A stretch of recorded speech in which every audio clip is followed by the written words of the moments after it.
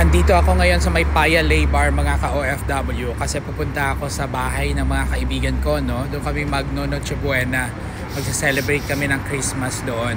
So nag-aantay lang tayo ng bus. Dito tayo sa taas. Mandar na.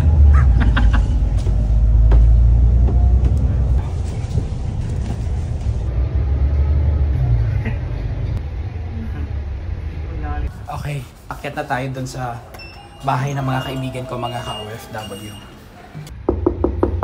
Nagsimula nga ang aming Pasko sa isang masayang photoshoot kasama itong mga kaibigan ko, kung saan nagsama-sama kami para mag-create ng isang espesyal na Christmas collage. Ang iba kasi dito sa mga kaibigan ko, mga ka-OFW, mahiyain. Kailangan mo pang pilitin. Yung iba nga din dito, ang sabi nila nakaka-stress kasi sobrang lapit ng picture. Kitang-kita yung pores. Pero sabi ko, wala namang problema kasi may filter naman. Pero ito kasi ay isang makulay na alaala na magsisilbing simbolo ng aming pagkakaibigan at pagmamahal sa isa't isa. O, di ba? Pagkatapos nga ng aming makulay na photoshoot ay dumiretso na kaagad kami sa aming simpleng Noche Buena. At ayan, sa pagkainan meron kaming kare-kare, buttered garlic shrimp, adobo at hindi mawawala ang leche flan. Ang importante dito mga ka-OFW, kahit simple man ang inyong Noche Buena, kung kasama nyo naman ang inyong mahal sa buhay o inyong mga kaibigan, mas lalong sasarap ang pagkain. Pagkatapos nga ng masarap na kainan, nagsimula na ang pinaka-exciting part ng gabi, ang aming exchange gift.